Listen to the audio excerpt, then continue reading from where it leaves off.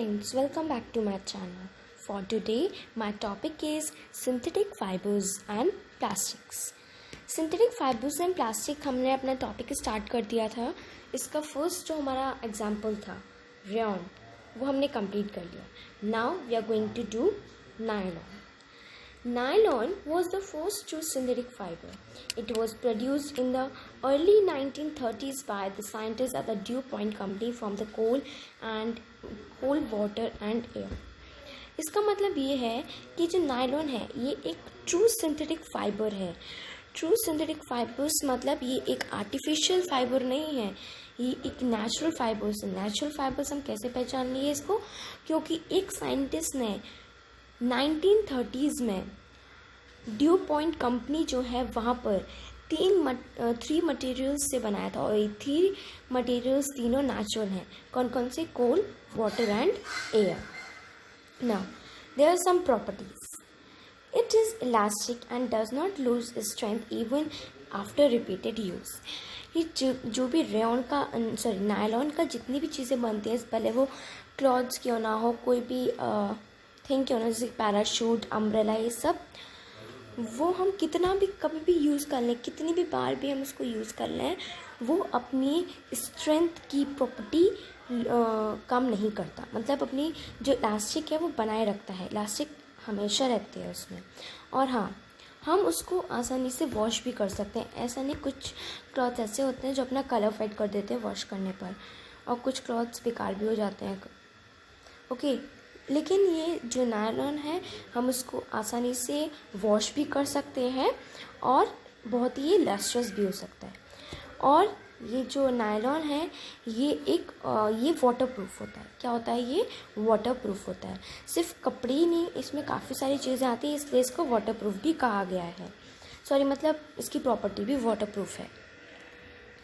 Now there are some uses में हम ये बताएंगे कि वो क्या क्या बनाने में हेल्प करता है. कुछ चीज़ें वो बनाता है, जैसे कि क्लॉथ्स में अगर हम ले तो सॉक्स बनाता है, स्टॉकिंग, और अगर कुछ थिंग्स ले जैसे कि टेंट्स भी वो बनाता है.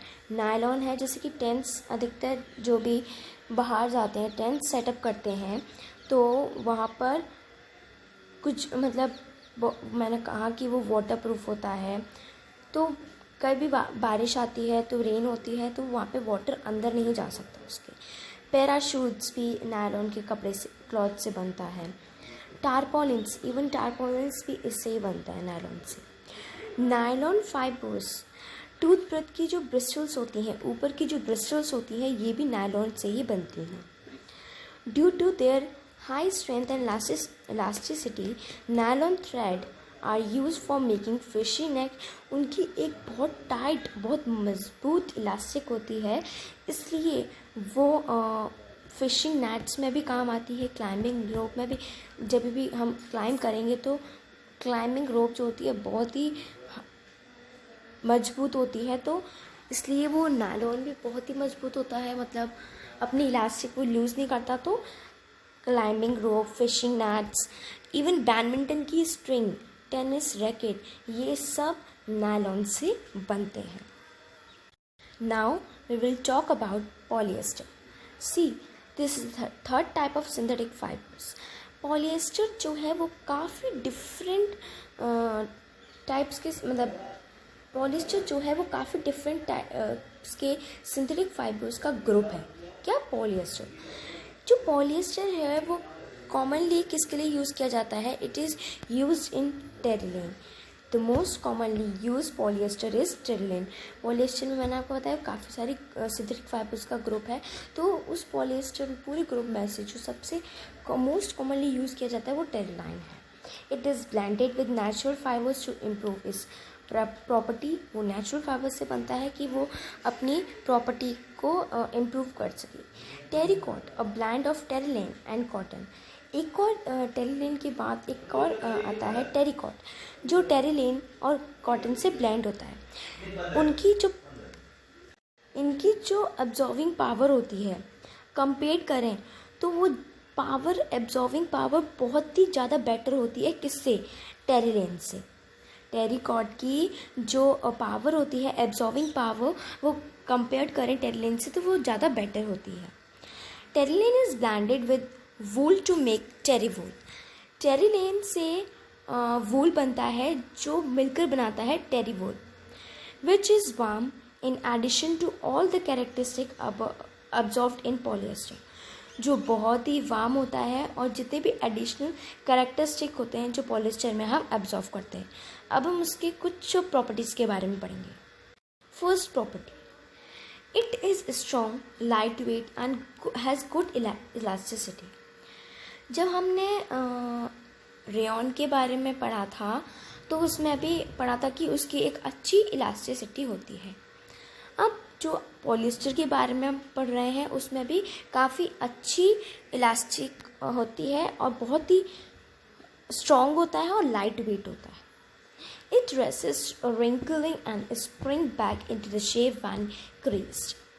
Polyester fabrics can be washed and dyed easily and quickly. Polyester जो फाइबर होता है वो काफ़ी आसानी से हम लोग वॉश भी कर सकते हैं और उसको ड्राई भी कर सकते हैं। Now there are some uses polyester, मैंने आपको बताया टेरिलिन, टेरिकॉट, इन सब के टाइप के होते हैं, तब उनके यूजेस भी देख लेते हैं। Polyester is use for making light weight sails जो बोट होती हैं बड़ी वाली, उनको बनाने में पॉलिएस्टर हेल्प करता है। जैसे कि टेंट बनते हैं ऐसे ही सेल्स बनते हैं। Polyester films commonly used as mylar are used for making magnetic recording tapes in audio cassettes, video cassettes and floppy disk. See, कुछ मूवीज़ की जो कैसेट्स होते हैं वो पॉलिएस्टर फिल्म्स भी कहा जाती है, कुछ मूवी पॉलिएस्टर फिल्म्स कहा जाते हैं जिनको हम कहते हैं माइलर। और वो किस में यूज़ आती हैं? मैग्नेटिक रिकॉर्डिंग टेप के लिए की फॉर्म में वो यूज़ आते हैं पॉलिएस्टर काफ़ी, मतलब क्योंकि कैसेट्स में ऑडियो उसमें स्टोर कर सकें, वीडियो, फ्लॉपी डिस्क ये सब में काम आता है। Terylene is used for, Terylene किस में यूज़ होता है? मैंने पहले पॉलिएस्टर का बताया, अब टेरिलिन का बताऊंगी। टेरिलिन जो है वो कवर योर बेल्ट्स, जो हमारी बेल्ट्स होती हैं, बेल्ट्स होती हैं, वो टेरिलिन के लिए मतलब टेरिलिन से बनती हैं। नाउ टेरिकॉट जो है वो कॉमनली यूज़ किया जाता है for making shirts, skirts and other dress material terricot से बनता है। तो पहला था पॉलिएस्टर के बारे में जो light weighted sails, polyester flames, ये सब बनाने में काम आता है। फिर था टेरिलिन के बाद टेरिकॉट। अब आता है हमारा टेरी वूल जो कॉटन के सिल्क होते हैं, कॉटन के सूट्स होते हैं, ये कौन बनाता है? Polyester. Now next example is acrylic जो है वो एक फाइबर है जो वूल की फॉर्म में मतलब वूल जैसा ही होता है, उसमें वूल के कपड़े बनते हैं। और एक्रिलिक को हम ऑरलोन और एक्रिलेन भी कहते हैं, ORLON ऑरलोन एंड एक्रिलिक ACRILAN। अब इसकी कुछ प्रॉपर्टीज़ हैं, जैसे कि वो बहुत ही वार्म होती है, सॉफ्ट होती है, लाइट और फ्लेक्सिबल होते हैं। कॉटन के कपड़े वूल के कपड़े जितने भी होते हैं आप देख सकते हैं बहुत ही लाइट होते हैं, फ्लेक्सिबल भी होते हैं और बहुत सॉफ्ट और वार्म भी होते हैं। It is resistant of moths and camp. Now there are some uses किस मतलब क्या क्या चीज़ें बनाने में काम आता है। Acrylic is used for making sweaters, socks, shawls, carpet and blankets. Acrylic wool के ही कपड़े बनाने में काम आता है, जैसे क्योंकि ये रिसेंबल करता है वूल को। स्वेटर्स भी वूल के बनते हैं, सॉक्स भी, शॉल्स भी, कारपेट्स, ब्लैंकेट, ये सब वूल के ही बनते हैं। नाउ स्प्लेंडेक्स को हम लाइक्रा भी कहते हैं और वो भी एक केमिस्ट के साइंटिस्ट थे। उन्होंने भी इसका इन्वेंशन किया था, ड्यू पॉइंट कंपनी में ही किया था, लेकिन उस साइंटिस्ट का नाम था जोसेफ शिवर्स। कौन सी ईयर में उन्होंने इसकी इन्वेंशन किया था, खोज की थी? 1959 में। ना अब हम इसकी कुछ प्रॉपर्टीज़ देख लेते हैं। प्रॉपर्टीज़ ये है कि उसमें काफ़ी अच्छी इलास्टिसिटी होती है और ये काफ़ी सारे सूटेबल क्लॉथ्स बनाने में रिक्वायर करता है, जैसे कि कुछ एग्जांपल हैं, जैसे हमारे स्विमिंग कॉस्ट्यूम जो भी होती है उसमें साइड में बहुत ही इलास्टिक होते हैं, तो स्विमिंग कॉस्ट्यूम भी स्पेंडेक्स बनाने में काम करता है. And it is often mixed with other fibers such as cotton to get a stretch fiber which is used for making caps, t-shirts, shorts and other sports wear. Spandex अधिकतर sports wear, T shirt, ये सब बनाने में काम आता है. Swimming costumes, ये सब स्पेंडेक्स की यूजेस हैं. तो ये थे जितने भी एग्जांपल्स जिसमें हमें पढ़ेंगे सिंथेटिक फाइबर, जो हमने कंप्लीट करनी है. नेक्स्ट वीडियो में हम लोग सिंथेटिक फाइबर्स के कुछ एडवांटेजेस और डिसएडवांटेजेस के बारे में पढ़ेंगे. Thank you for watching this video. Please like, share and subscribe.